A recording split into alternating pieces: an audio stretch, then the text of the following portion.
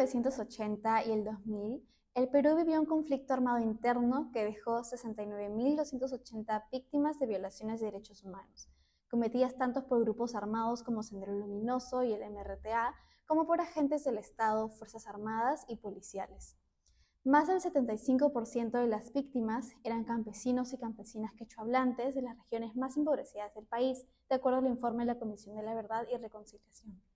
A más de 2 décadas, el desafío de alcanzar verdad, justicia y reparación sigue abierto y se agudiza con medidas como la reciente ley de amnistía que amenaza con la impunidad.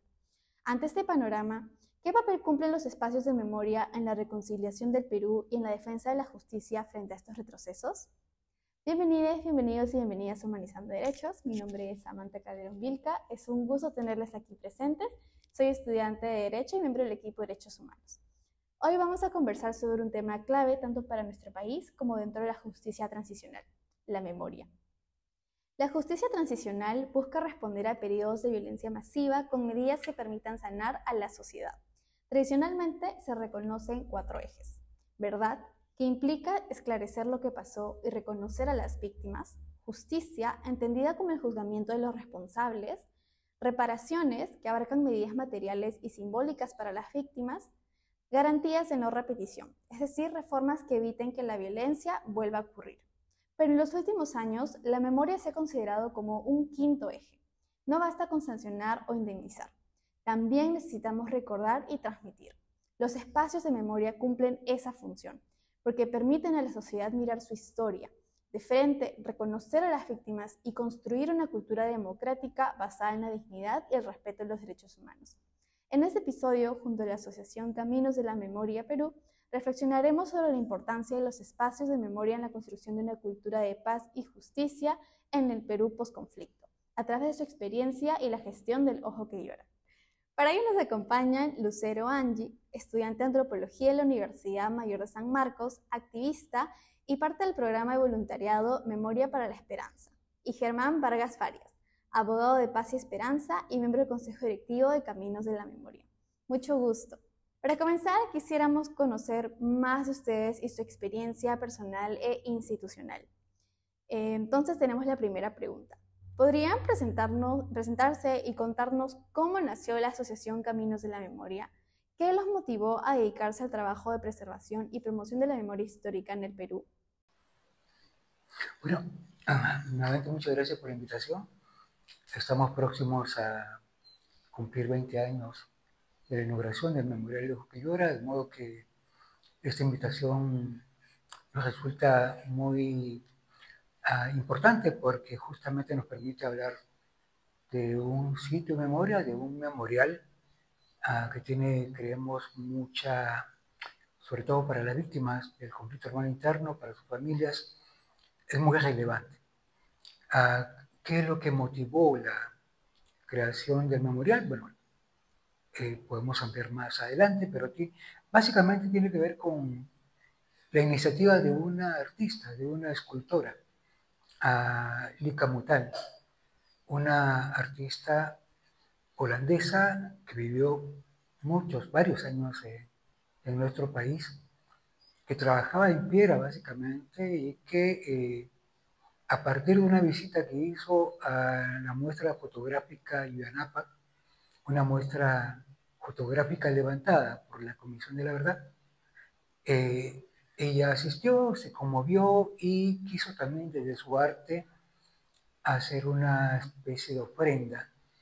Y claro, eso fue la hora, el Ojo que Llora, que básicamente lo que intenta, lo que quiso Lika representar es a la Pachamama, ¿no? A la Madre Tierra que llora por lo que sus hijos se hacen, de la forma como se dañan mutuamente. Eso es lo que estuvo, digamos, en la iniciativa de Lika. Eso da lugar entonces a justamente convocados por Lika, a la constitución que se produce más adelante de la Asociación Camino de la Memoria. La asociación se constituye específicamente para promover política de memoria, pero también para cuidar este espacio en particular, ¿no? Entonces, se trata de eso, La motivación tiene que ver justamente, yo creo que surge desde la conmoción, desde el sentimiento que implica el tener contacto, el conocer una tragedia como la que vivimos como país durante 20 años, ¿no? Tiene que ver con eso. Y la central, la forma como nos involucramos, creo que están muy relacionadas con los campos de donde procedemos, ¿no? En mi caso, como abogado dedicado a la defensa de derechos humanos, en el caso de Lucero, como estudiante de antropología, digamos, inquieta también desde sus estudios y su vivencia con lo que sucede también, o lo que sucedió en nuestro país. Y eso es lo que justamente intentamos seguir promoviendo. Claro, sí, como mencionó Germán, ¿no? No simplemente es la búsqueda de una reparación económica, ¿no? No dejemos esto en la historia. Vemos muchos memorial como también una parte de artivismo, ¿no? El arte puede hacer memoria, el arte puede hacer un hincapié en recordar estos momentos que queremos que no se repitan, ¿no? Queremos que queden en nuestra memoria, que queremos que se difundan, queremos que se haga una diversidad de incursión, ¿no? Yo por mi lado, como antropóloga, tenemos abogados, tenemos comunicadores, tenemos diversidad de personas, ¿no? Todos podemos ser de alguna parte activistas en esto, podemos impulsar, porque también el memorial es patrimonio de la humanidad, ¿no? Es algo artístico, algo hermoso, pero que tiene un gran mensaje. De acuerdo, muchas gracias por su respuesta. Creo que realmente llega a conmover bastante conocer la historia detrás de este memorial. Y bueno, ahora relacionándolo con la justicia transicional, como hablábamos en un principio, cuando las sociedades han vivido violaciones masivas de derechos humanos, necesitan implementar medidas para sanar y avanzar hacia la paz. Tradicionalmente se hablaba de la verdad, justicia, reparaciones y garantías de no repetición, pero ¿desde cuándo o por qué se empezó a hablar de memoria? Pues el exrelator especial de las Naciones Unidas, Fabián Salvioli, propuso que la memoria es un quinto pilar fundamental. Ahora bien, obviamente esto no es, digamos, meramente de su autoría, sino que también desde la propia experiencia hemos podido reconocerlo. Ahí me gustaría consultarle a ustedes, desde la suya, ¿por qué consideran que es tan importante crear espacios de memoria después de un conflicto como el que vivió el Perú? Bueno, sí, siento que es muy, muy importante porque este suceso que pasó hace casi 2 décadas es recordado, pero únicamente a través de la historia, ¿no? En los colegios, en las universidades, se nos enseña de lo que pasó, pero hasta ahí. Se nos enseña como un hecho que es muy lejano a nosotros, que no se va a poder repetir, cuando realmente no es así. Estamos muy cerca a casos que pueden dar un hincapié a que esto vuelva a pasar. Y eso es lo que justamente buscamos desde el memorial, ¿no? Que esto no se repita, que esto no vuelva a quedarse solamente en la historia física o escrita o solo en papeles, ¿no? Que de esto se pueda trascender a un hecho de que nosotros hagamos memoria y que hagamos reflexión sobre estos hechos, ¿no? Porque el Estado tuvo lamentablemente un tardío accionar en esto. Entonces, posteriormente se consideraron muchos lugares, uno de ellos es el Memorial, tenemos otro como el LUM y otros diversos en Ayacucho, que hacen que recordemos todos estos sucesos y que también cada día que vayamos a verlos, y no solo nosotros, porque también hay diversidad de turistas que van a verlo, piensen, ¿no? Que estos sucesos realmente pueden volver a pasar y que buscamos que no pasen y que muchas de las víctimas que han quedado como familiares, hijos, abuelos, madres, padres, también dan su testimonio de por qué ha pasado, de qué suceso se ha dado, como muchas violaciones a los derechos humanos. Entonces buscamos que esta difusión se dé por todos los ejes, no solo en la historia, no solo en el arte, no solo en los podcasts, no solo en todos los ejes que se pueden ampliar, ¿no? Sino que esto trascienda la historia y que se quede como patrimonio, aparte, como algo físico que pueda recordarnos todo lo que pasó. A lo dicho por Lucero, yo agregaría que hay una necesidad de recordar, ¿no? De evitar que un episodio tan cruento y tan doloroso en nuestro país sea olvidado. Hay mucha gente, sobre todo gente con poder, interesada en que así sea, ¿no? En pasar la página, como se dice, como si no hubiera pasado nada.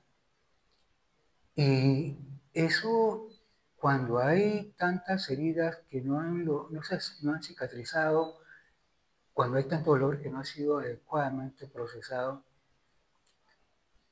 estas personas, estas familias, estas comunidades tienen la necesidad, porque básicamente tiene que ver con el reconocimiento de que sus seres queridos que fueron asesinados, que fueron desaparecidos, torturados,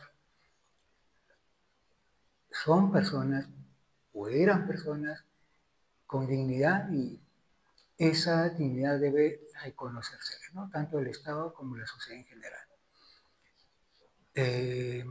Lo hemos escuchado a través de diversos testimonios en todas partes, este deseo, ¿no? Gente que, personas, familias, que lo que dicen eso, cuando menos el Estado debiera reconocer lo que hicieron con nuestros seres queridos, confesarlo y pedir perdón. Eso pareciera que es mucho pedir, ¿no? Es la forma como se mezquina el expresar ese reconocimiento a compatriotas, ¿no? A ciudadanos, ciudadanas. No tiene ningún sentido y más bien habla de una, bueno, sobre todo un Estado indolente al que le cuesta mucho a dar este paso que significa y que haría que también el Estado sea más creíble, se ganaría mucho, creemos, en términos de decencia, ¿no? Entonces, para el caso, tratándose de la familia, tiene que ver con eso. Para el país mismo, el hecho de conmemorar de estos sitios, digamos, de la existencia de estos espacios, de estos sitios, es también usarlos para lo que sirven estos sitios de memoria, que es para repensar lo que vivió, ¿no? Para reflexionar sobre aquello que sucedió en nuestro país. Entonces, eso, considerando, digamos, los hechos que tienen que ver con crímenes, ¿no? Asesinatos, desaparición forzada y otras prácticas que atentaron contra muchas personas, debiera ser una prioridad para un país como el nuestro, sobre todo si tenemos una aspiración de crecer, de ser un mejor país, un mejor Estado, una mejor sociedad. Reitero, hay un problema de falta de visión, por no decir, bueno, que tiene que ver con la indolencia, que tiene que ver con no identificarse y valorar, digamos, el sentido de pasar por una experiencia de este tipo que nos tiene todavía, creo, como Estado y como sociedad en deuda. No se entiende que hacerlo no nos hace menos, sino más bien puede engrandecer a un país como el nuestro, ¿no? Que tiene tantas cosas en su historia misma, tiene tantas cosas por la cual enorgullecerse ciertamente. Este episodio, obviamente, estos 20 años no, pero en medio de todo, digamos, que un Estado sepa reconocer y corregir todo aquello que generó, provocó esta situación, ya sería un paso muy, muy importante, ¿no? Y procura, como decía antes, de hacer que superemos problemas que son estructurales y podamos ser un mejor país. Bueno, muchas gracias por su respuesta. Creo que es bastante completa porque nos permite saber de qué manera sí, más que todo eso, ¿no? De qué manera responde las necesidades no solamente de los familiares, sino también de nuestro país, ¿no? Porque cuando hablamos de justicia transicional, no solamente son los derechos de las personas que son víctimas, sino creo que como sociedad también tenemos derecho a conocer qué pasó, saber la verdad y qué podemos hacer para que no se repita. Y bueno, justamente hablando de la importancia de la memoria como un pilar fundamental, en el Perú se han identificado más de 100 lugares de memoria con gran diversidad de iniciativas y narrativas, pero sin una política que los articule. Muchos han sido impulsados principalmente por organizaciones de víctimas y sociedad civil, más que por una política estatal coordinada, ¿no? O sea, se ignora esto que bien ha reconocido que realmente nos aporta muchísimo al país, pero parece que hay una mirada indolente. Entonces, ¿cómo ven ustedes el panorama general de los espacios de memoria en nuestro país, ¿no? Tal vez ya nos adelantó un poco, pero tal vez nos puede comentar un poco más, tal vez de sus experiencias, no solamente dentro del memorial, sino también tal vez en el transcurso de su carrera o el aprendizaje de la misma. Sí. Sí, en verdad, yo estuve en un conversatorio hace algunas semanas ya, organizado por IDEPU, ¿no? El Instituto de Derechos Humanos de la Pontificia Universidad Católica del Perú, y ahí se habló de más de 150, ¿no? O sea, sitios de memoria, ahora actualmente en nuestro país. La gran mayoría han sido iniciativas desde sociedad civil, organizaciones de víctimas, organizaciones de derechos humanos y de pronto incluso algunos gremios. Han sido iniciativas entonces no del Estado. Son muy pocas, muy pocas. Y las que hay se han hecho con muchas dificultades, mejor dicho. El Estado lo ha hecho casi, como se diría, sin querer queriendo, ¿no? El ejemplo más, digamos, más evidente de que fue así es el lugar de la memoria, el UM.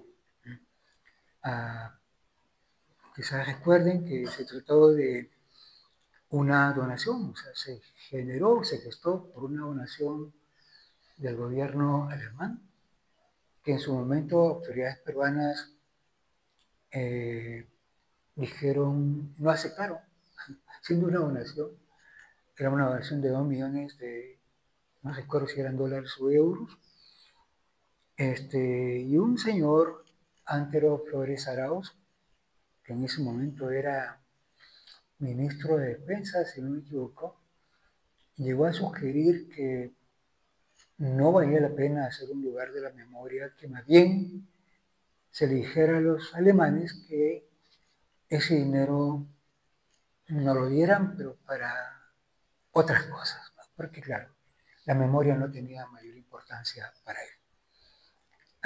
En esa ocasión fue el escritor, bueno, ya fallecido, el Nobel Mario Vargas Llosa, que escribió una columna en el diario El País que tuvo mucha repercusión, donde decía algo así como una persona más o menos inteligente puede ser una barbaridad y una tontería como esa, ¿no? Refiriéndose a Flores Arauz. Obviamente incomodó al gobierno, pero eso, en ese momento, Alan García, que era el presidente, que estaba, siempre era como muy sensible a lo que se decía de él mismo, de su gobierno, digamos, atiende el reclamo que hizo Vargas Llosa en esta columna y le pone una condición, le dice, ya empezamos este proyecto, pero tú lo diriges, tú lo lideras. Vargas Llosa aceptó. Eso es, digamos, parte de una historia conocida, digamos, ahí están los textos, el artículo, y cómo se produjo primero esa expresión de Flores Arauz, y luego la decisión que tomó García. Se aceptó la donación, efectivamente, el gobierno o el Estado peruano dispuso también fondos para eso, hubo otras fuentes de cooperación y ese proyecto logró concretarse.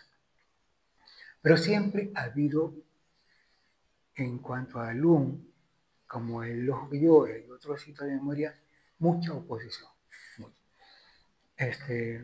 Entonces, bueno, si la pregunta era cómo aparecen, cómo se gestionan, es básicamente por iniciativa, reitero, de sociedad civil, y en nuestro país, a diferencia de otros países,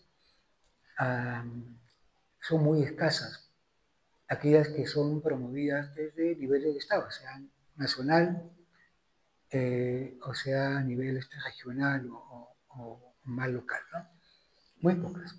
Pero sí estamos hablando de varias experiencias y claro, no es sencillo, ¿no? Nosotros que estamos comprometidos en el cuidado, la preservación de uno como sociedad civil, como una asociación, sabemos lo que cuesta, lo complicado que es. Aun cuando tenemos apoyo, en el caso del Ojo que Llora, de la Municipalidad de Jesús María, que bueno, se encarga del cuidado y básicamente la preservación de las áreas verdes, todo mantenimiento del espacio, de la escultura misma, cuesta, ¿no? Y eso no lo asume el Estado. Entonces, es parte de lo que estamos ahora, en lo que estamos ahora comprometidos. Sí, claro. Bueno, trayendo justo también esta idea que nos habla Germán acerca de que tristemente sucesos como estos no somos el único país que ha pasado, ¿no? Vemos que a lo largo de la historia de la humanidad muchos países han pasado por esto mismo. Y algo triste también es de que muchos lugares de memoria o estos tipos de movimientos siempre eran impulsados por un lado un poco rígido, ¿no? Un poco frío, siempre con el acompañamiento de abogados, pero no más allá. O sea, se limitaba mucho esto. Y Perú ha sido uno de los pocos que ha intentado asumir o tomar una vista más de varias carreras, ¿no? Y impulsar a que otras personas más se involucren, ¿no? Uno de ellos los antropólogos. Y siento que esto ha sido una limitante, ya que de alguna manera se busca ver el lado humano de estos sucesos, ¿no? No solo el lado legal, porque realmente estas personas no solo buscan una compensación económica, no solo buscas que se les reconozca ante el Estado lo que pasó, ¿no? Sino también buscas que se les escuche, porque son personas, son realmente vidas de las personas que se han perdido, no son solo números, no son solo cifras. Entonces, si vemos más de este lado humano, entendemos que muchas de esas personas realmente al día de hoy no han podido sanar. Muchas madres, muchos hijos, muchas familias han quedado desoladas, han quedado tristes, no son escuchadas, son ignoradas y al día de hoy no tienen ese alivio que se busca, ¿no? Entonces, estos lugares de memoria que tristemente el Estado no impulsa o no apoya ni siquiera, no sirven, ¿no? Para recordar esto. Y también sería un poco el hecho de que nos frenen, porque el Memorial del Ojo que Llora ha tenido muchos intentos de vandalismo, por el lado de que se piensa de que nosotros estamos en contra un poco del Estado, ¿no? Que intentamos juzgar o criticar directamente al Estado, cuando no es así. En el memorial se encuentran nombres de muchas personas también vinculadas con el Estado. Realmente el memorial no es un lugar que está parcializado por sus ideales o parcializado por las personas que han tomado cierto bando en el terrorismo, ¿no? Sino busca dar apertura a todos aquellos que realmente quieran ese nivel de sanación, ese nivel de querer quizás pasar la página, pero no pasar la página en el hecho de que olvidemos lo que pasó, ¿no? Sino pasar la página en el hecho de buscar una reparación simbólica para todo lo que les ha sucedido, que sean escuchados y que ellos puedan continuar con su vida. De acuerdo, muchas gracias por sus respuestas. Creo que realmente nos ayudan a también hacernos una imagen de este panorama, ¿no? Cómo también se entiende desde el Estado, cómo también por los discursos que están alrededor de esto se empieza a entender incluso desde la sociedad. Ahora bien, entre estos espacios destaca precisamente el Ojo que Llora, ¿no? Y se ha convertido de alguna manera no solamente lamentablemente en un objeto de situaciones de vandalismo, pero también un referente simbólico a nivel nacional.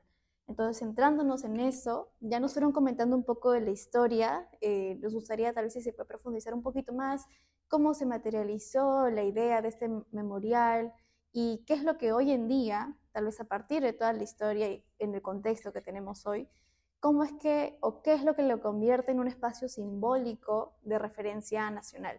Sabemos que los espacios de memoria forman parte de las medidas de satisfacción dentro del derecho a la reparación integral de las víctimas, ¿no? Pero ¿cómo entienden ustedes este vínculo entre memoria y reparación, ¿no? Profundizándolo dentro de lo que es el Ojo que Llora como tal? El Ojo que Llora es para muchas personas, para muchas familias, particularmente las víctimas, es como un camposanto, ¿no? Como ah, aunque es más que un camposanto, pero es un lugar donde pueden acudir y rendir homenaje a sus seres queridos.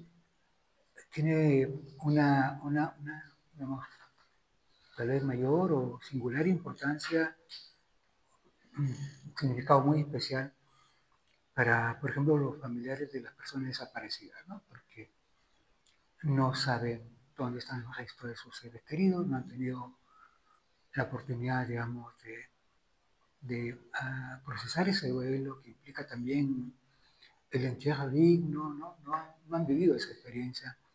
Entonces ven en el memorial el Ojo que Llora como el lugar, ¿no? El lugar para eso. Y de hecho, una de las actividades más frecuentes mejor dicho, periódicas que se hacen ahí, es el 1 de noviembre, ¿no? Es el día que en general en el país mucha gente, sobre todo de confesión cristiana, católicos o evangélicos, incluso otras personas, acuden al cementerio, ¿no? Para muchas personas ese Campo Santo es el memorial en los Joquillos. Entonces, para ellos, como decía, tiene una importancia particular. Nosotros creemos que, como otros memoriales, también invita o es un espacio propicio para justamente repensar lo que aconteció, decía antes, en el país, a tratar de ese pasado, ¿no? Conectarlo con experiencias más presentes, porque lo que creemos, y hay muchas cosas, muchos hechos que lo demuestran, es que cuando uno no procesa ese pasado, pues porque no se trata de que uno hable de esto como si fuera algo, digamos, que nos genera, nos provoca placer, sino porque tenemos la convicción que cuando no se ha hecho adecuadamente, como es el caso, digo, nuestro, lo que sucede es lo que vivimos en diciembre de 2022 y enero, febrero de 2023 en nuestro país, que sucede nuevamente, suceden hechos donde las víctimas nuevamente son la misma población, ¿no? Esa población, hablabas al inicio del 75% de personas, de gente procedente del área andina, incluso un gran porcentaje de las víctimas tenían como lengua materna el quechua.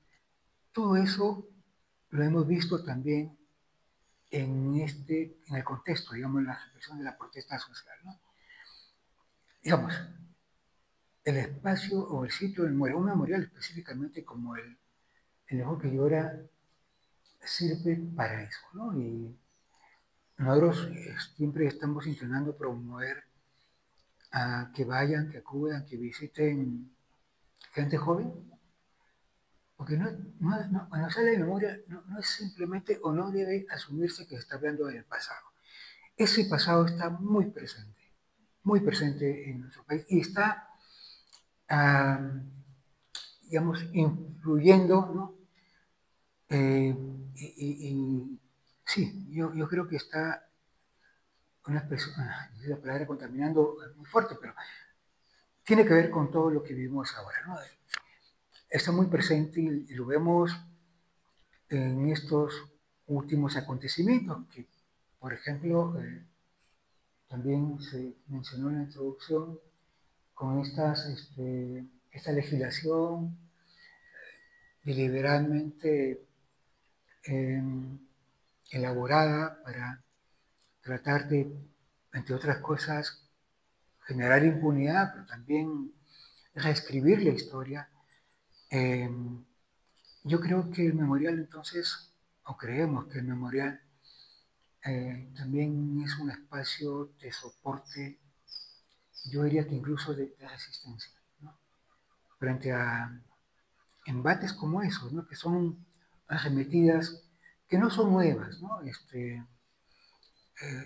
Digamos, el memorial ha sufrido 8 atentados físicos, son 8 en casi 20 años desde su inauguración.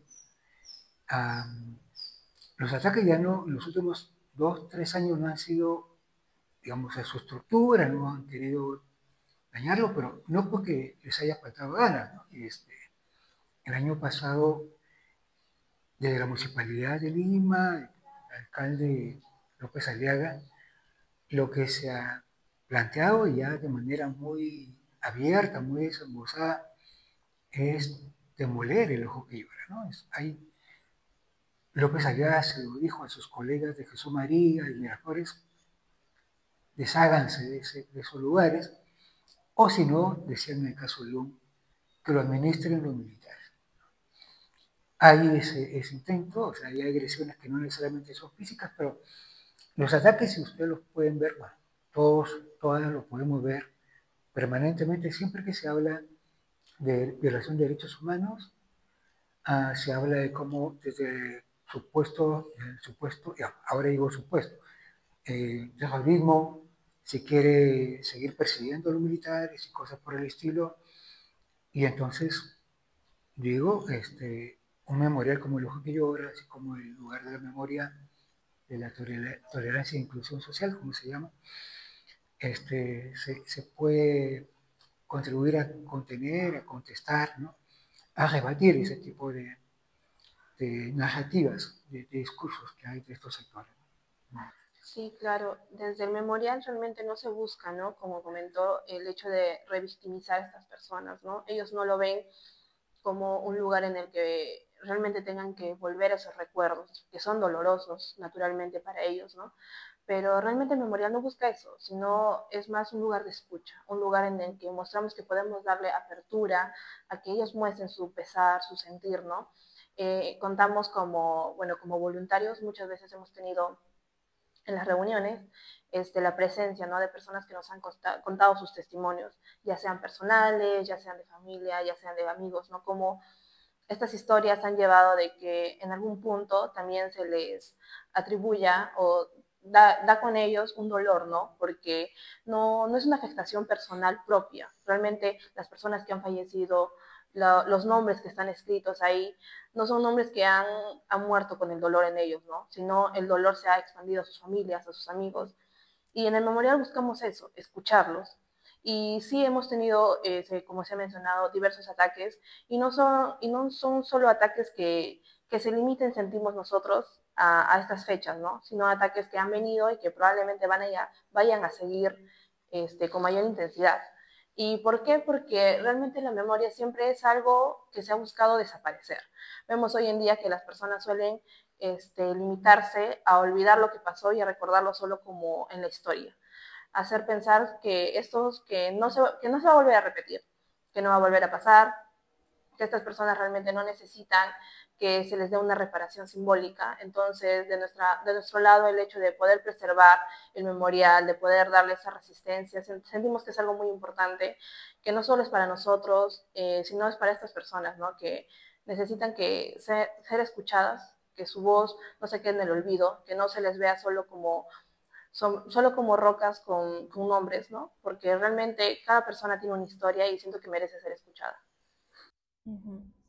De acuerdo, muchas gracias. Creo que queda bastante claro que este vínculo entre memoria y reparación va más allá de saber cuál es el pasado, sino también cómo afecta el presente, que es un espacio que dignifica, que reconoce una dignidad de hecho preexistente y que también es un lugar donde uno puede hacer el duelo, ¿no? Las personas que tienen a sus familiares, pero creo también nosotros, ¿no?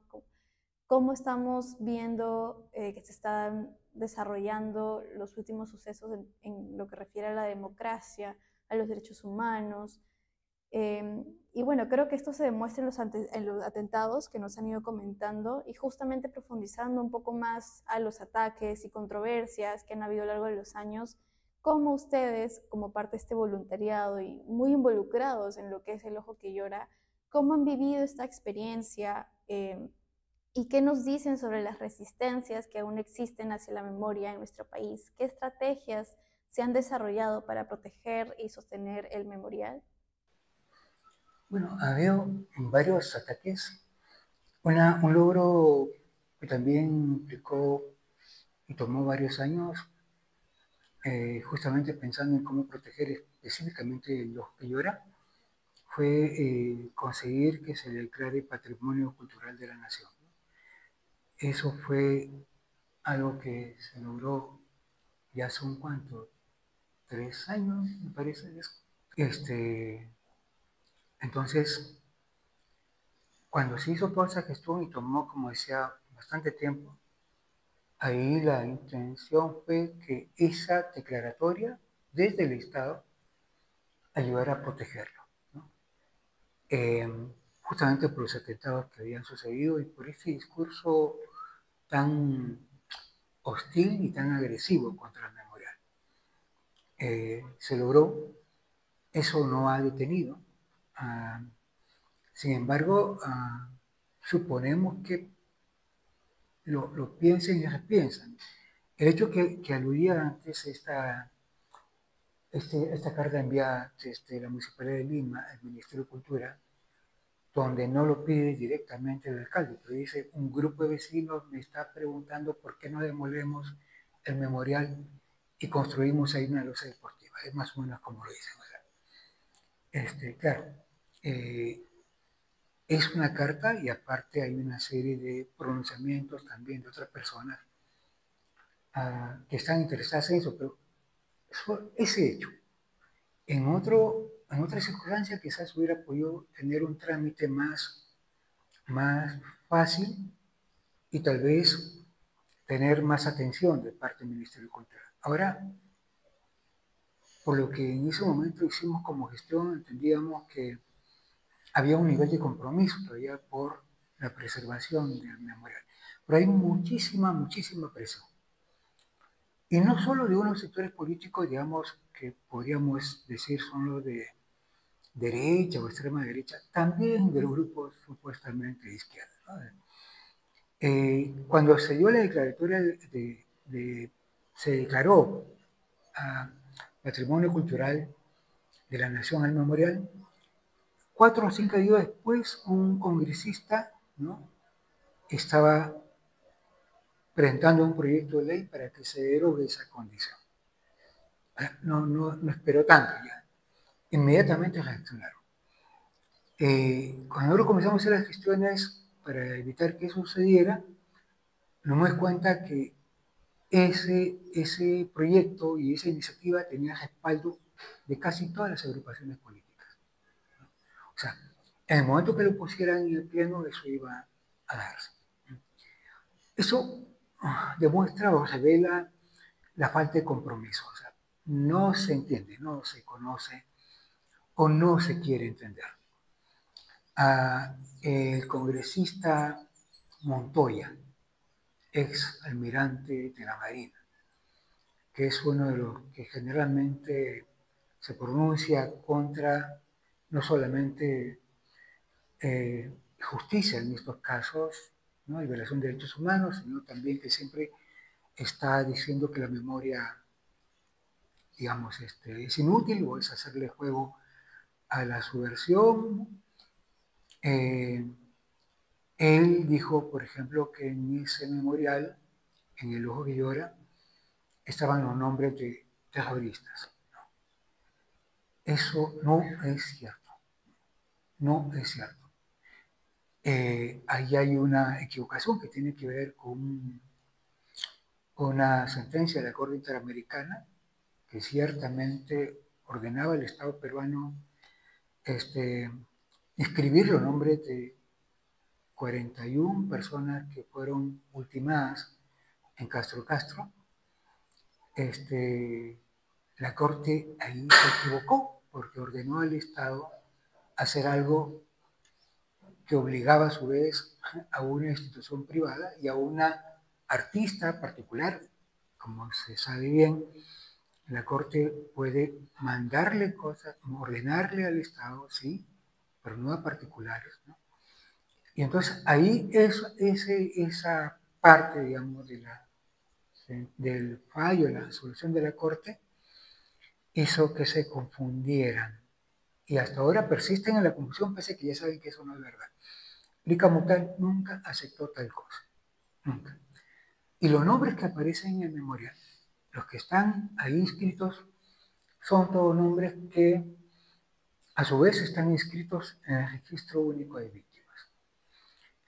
Y en ese listado no hay, porque la ley así lo establece, no hay nombre de personas que hayan tenido algún nivel de vinculación con el terrorismo. O sea, no pueden, por ejemplo, ahí no están los nombres de esos 41 personas, aun cuando en sentido estricto uno puede decir que sí fueron víctimas.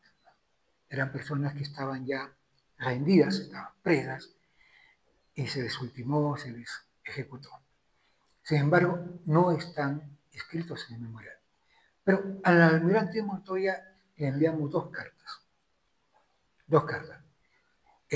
precisándole y con más detalle lo que ahora les estoy diciendo. Pero incluso invitándolo a que vaya al memorial. No le dio la gana, no, nunca ha ido. Porque claro, persiste un mensaje, un discurso de ese tipo falso, ¿no? Que no es verdad. Y el ir, digamos, sería admitir exactamente o reconocer en el lugar que aquello que dice no, pues no tiene validez, no se ajusta a la verdad. Nosotros hemos hecho otra cosa más el año pasado y es contratar, bueno, mejor dicho, pedirle a una notaria que haga esa constatación, ¿no? Si dicen que ahí aparecen los nombres de 41 personas, que verifique si efectivamente está. No es un acto, digamos, de estos frecuentes que hace una notaria, un notario, que es básicamente verificar la validez de una firma. Fue un procedimiento complejo, aceptó hacerlo la notaria, ¿no? Pero efectivamente tenemos ese informe que da cuenta que no existen los nombres de estas personas en el memorial. Pero se sigue manejando ese como un argumento para, digamos, estigmatizar a los judíos. Bueno, toda esta larga información tiene que ver con contarles que ese tipo de acciones o estrategias hemos implementado, ¿no? Y lo otro que sí digamos, en lo que estamos y queremos sí provocar un poco más el interés de grupos de ciudadanos y ciudadanas es en conocer justamente la historia memorial, en visitarlo, ¿no? Y en comprometerse, es en apropiarse del memorial. Aun cuando la escultura era Elika Mutal, que la legó a la Asociación Camino de la Memoria, está en un espacio público y se creó y se gestiona este memorial justamente para que la gente en general, o las personas que quieran conocerlo, lo visiten. Y bueno, estamos en eso, ¿no? Tratando, como comentábamos antes también, de que haya visitas de estudiantes de niveles secundarios o universitarios, otros grupos también. Hay una también visita frecuente de organizaciones, bueno, de iglesias básicamente, ¿no? De gente de iglesia católica, algunas iglesias evangélicas. Es un lugar como muy propicio también para la meditación, para la reflexión, incluso para la celebración de algunos actos litúrgicos, ¿no? Es un espacio ideal para eso. Y nosotros queremos que más grupos, más sectores, más iglesias, más comunidades se apropien del memorial para que lo protejan también. Sí, claro, como nos ha comentado, ¿no? Germán, realmente no hemos sufrido muchas persecuciones solamente físicas, ¿no? También hay persecuciones que se han dado de manera con argumentos incorrectos, y no solo al lugar como tal, ¿no? Sino a las personas también que estamos en el lugar, la directiva, los voluntarios, muchos comentan, ¿no? De que en el momento que han querido ingresar a hacer ese voluntariado, se dice cosas como que estamos queriendo hacer alusión al terrorismo, que quizá queremos revivir este pasado y hacer de ello un chiste o hacer de ello un lugar solo turístico con el afán de recolectar dinero, cuando realmente no es así. O sea, en realidad ni siquiera el memorial se cobra. El memorial no tiene un costo de ingreso, ¿no? Solo tiene horarios. Y las personas que estamos ahí, como mencioné anteriormente, no estamos con el afán de revictimizar a las personas, ¿no? Sino solo queremos brindar de nuestra parte, de nuestro apoyo, y con toda la información también que nosotros tenemos, porque muchos de nosotros, si bien estamos en el memorial, también estamos en otros lugares en el que buscamos que casos como estos no queden con la impunidad, no queden en el olvido. Y el memorial es uno de ellos, ¿no? Y es muy importante. También, como hay muchas personas externas o muchos estudiantes que han intentado poner de su mano, poner su apoyo al memorial, También algo bueno que muy poco, muy escaso, pero que hemos tenido es el apoyo de personas que han llegado al poder, ¿no? Uno de ellos es el caso de la exministra de Cultura, que también anteriormente hemos tenido una charla con ella, que nos ha contado porque ella pasó por un caso de un familiar que sufrió en el terrorismo. Entonces ella nos cuenta desde su caso, nos cuenta su historia y cómo ella al querer llegar al poder en algún momento quiso cambiar, quiso dar apoyo al memorial, pero no se le permitió. Entonces esto nos da muestra de que no son solo persecuciones al lugar como tal, ¿no? Sino a las personas que apoyamos el lugar. Queremos informar a las personas que quizás tienen alguna duda. No lucramos con el lugar, no buscamos hacer terrorismo, no buscamos revictimizar a las personas, ¿no? Eso es totalmente mentira. Bueno, muchas gracias por sus respuestas. Creo que nos permite comprender también su labor, ¿no? De una manera tal vez más específica, estas estrategias que estaban buscando justamente para hacerle frente a estas amenazas, ¿no? Y ahora haciendo hincapié en una de ellas, que es justamente el abrir las puertas de este memorial al público, a la gente y también a los jóvenes, es que les hago estas preguntas, ¿no? ¿Qué reacciones han observado en las personas que visitan el memorial y especialmente entre los jóvenes que no vivieron directamente el conflicto? ¿Sienten que se está logrando esa transmisión intergeneracional de la memoria? Sí, claro, sentimos que sí estamos teniendo un impacto, un alcance quizá mucho mayor al que esperábamos. Realmente podría hablarles también desde mi caso, ¿no? Yo soy voluntaria reciente de este año, inicié mi voluntariado en el memorial y realmente cuando uno empieza en estos lugares va con el conocimiento limitado que recibe en colegios o en universidades, ¿no? Porque directamente nadie te puede hablar o nadie te puede dar más información como las personas que vivieron este tema. Entonces, cuando se abrió esa convocatoria, realmente yo pensé, ¿no? Que iba a un lugar un poco parcelizado o a un lugar turístico.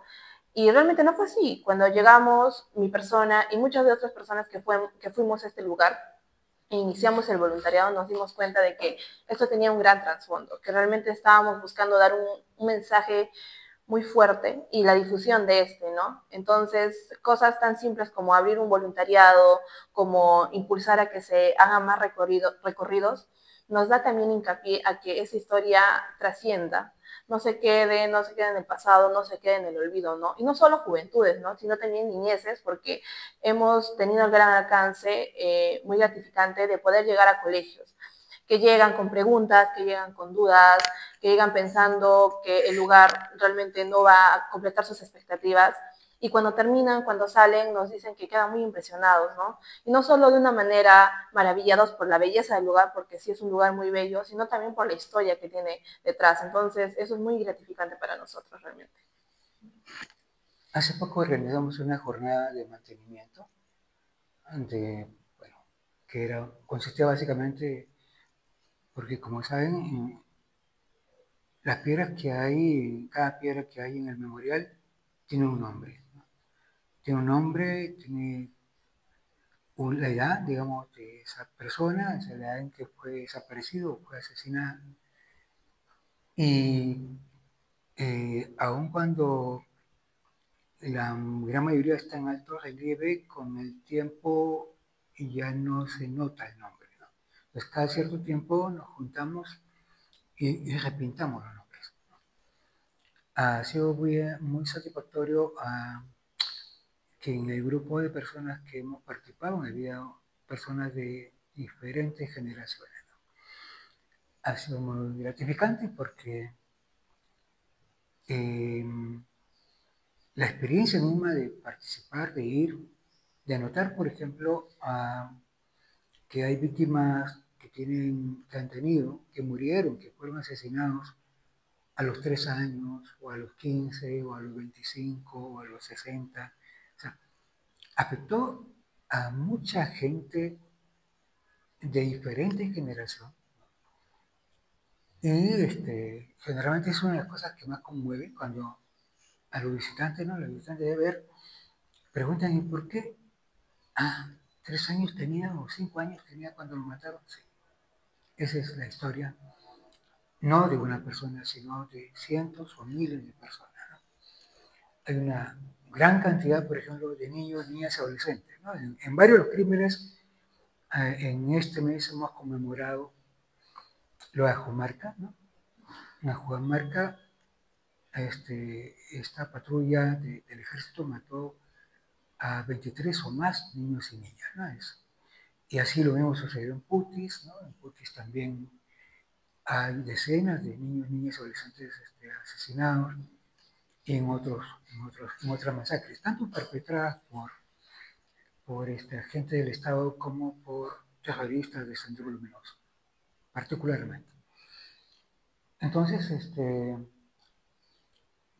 son en estas jornadas donde se procura hacer esa transmisión y ese intercambio también intergeneracional.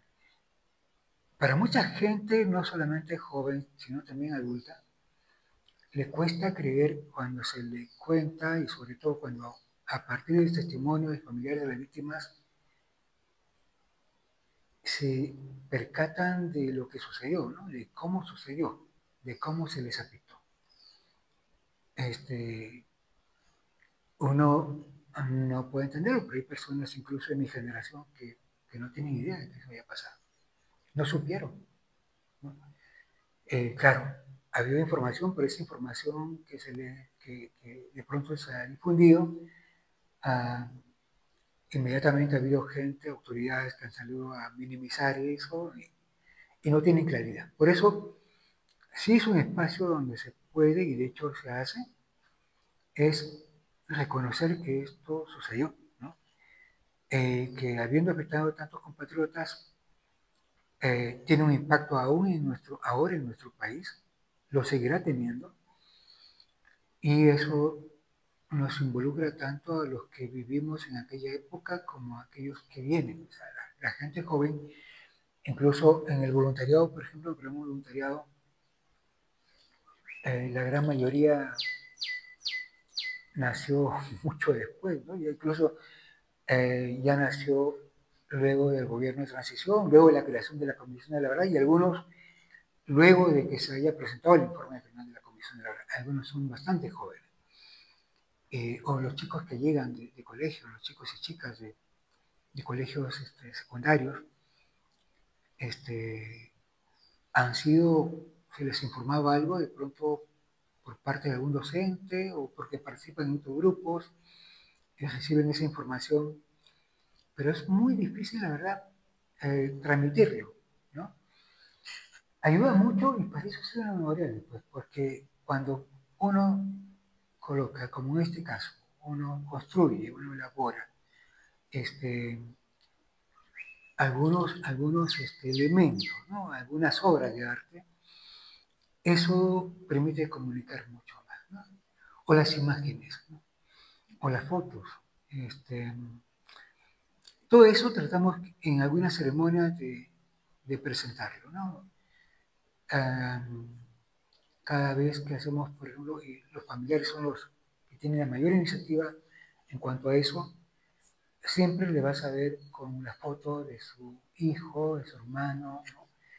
Del esposo, del padre, la madre, siempre van a tener la foto. Y es la forma como reclaman la memoria, ¿no? Entonces, eso es muy sentido, muy valioso, y esa es una experiencia que se comunica y se transmite mucho.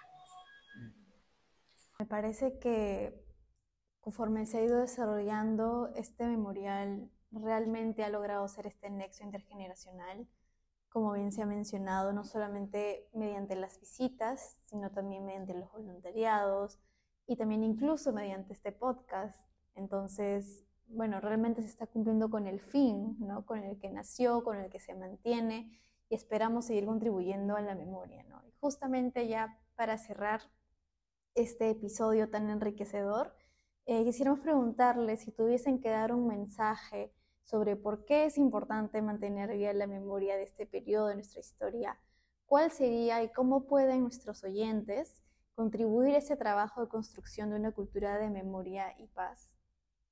Bueno, un mensaje conciso tal vez sería el hecho de que no olvidemos. El olvido realmente es algo muy doloroso como país, porque olvidar estos sucesos es hacer como que nunca pasó, y si hacemos como que nunca pasó, realmente estamos muy propensos a que se vuelvan a repetir, y eso es algo que no buscamos.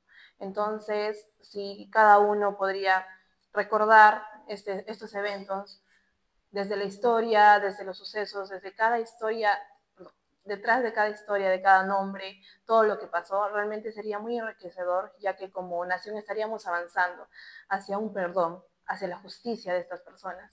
Entonces, siento que ese sería el mensaje. En un contexto tan adverso como el actual, ¿no?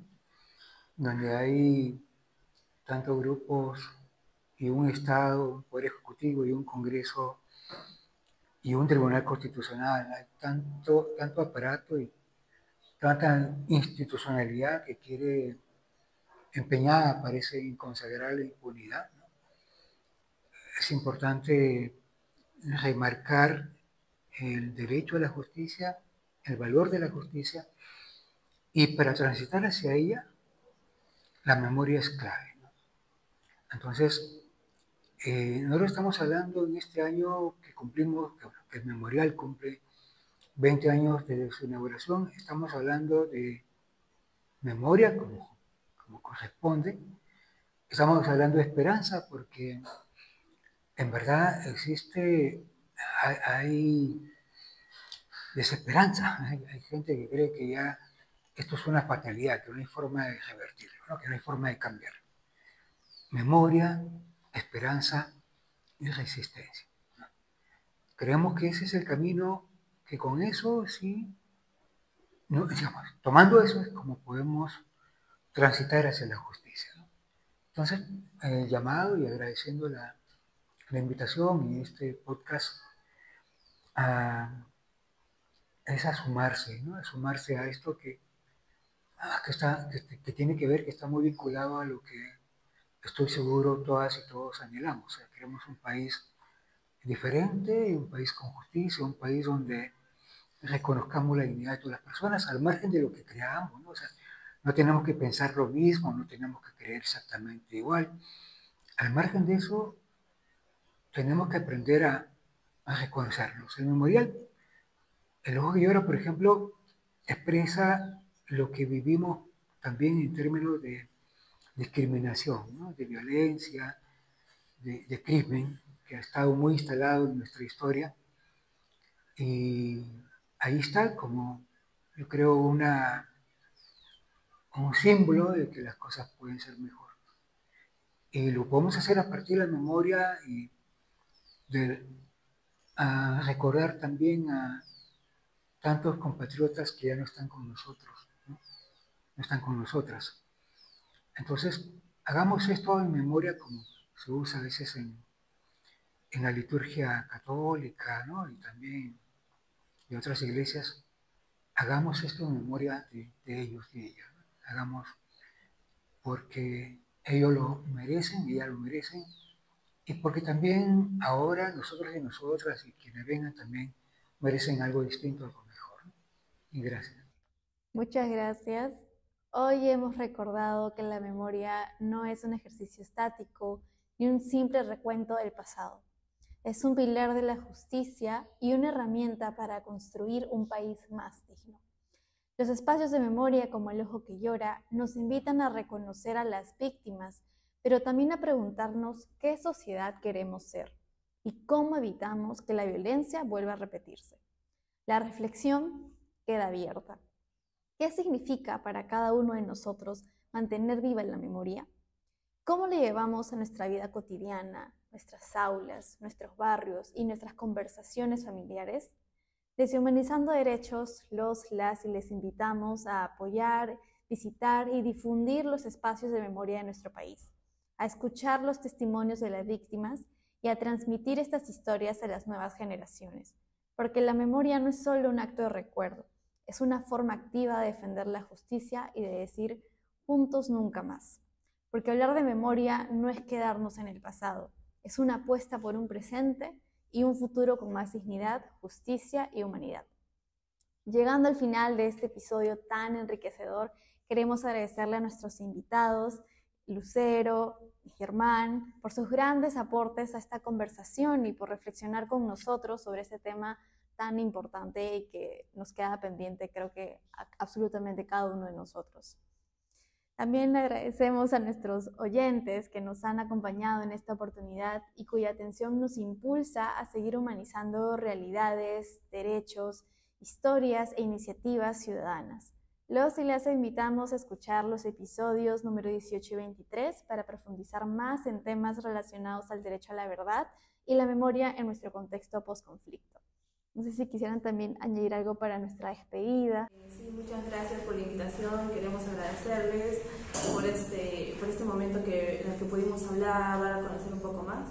También invitarlos a que nos sigan en TikTok, en Facebook y en Instagram como El Memorial del Ojo que Llora, y también en mi página personal como Angie Camacárragas. Bueno, gracias por la invitación, nos hemos sentido muy a gusto, la verdad, y queremos aprovechar para invitarles a participar. Periódicamente hacemos alguna jornada de mantenimiento en el Memorial del Ojo que Llora. La próxima será en septiembre, ya muy pronto. Eso va a ser anunciado a través de las redes sociales del Ojo que Llora. Y mañana 28 de agosto, vamos a realizar la ceremonia justamente cumpliendo 20 años de la inauguración, desde la inauguración del memorial, y queremos, ojalá puedan acompañarnos en esta ceremonia que va a ser muy especial justamente a 20 años de la inauguración del memorial. Asimismo, invitarles, si están en otros lugares del país, averigüen, estoy seguro que debe haber algún sitio de memoria, algún lugar, algún espacio que ustedes puedan visitar. Les invitamos a investigar eso, a acercarse y a vivir la experiencia de este encuentro con este pasado tan presente, ¿no? Muchas gracias.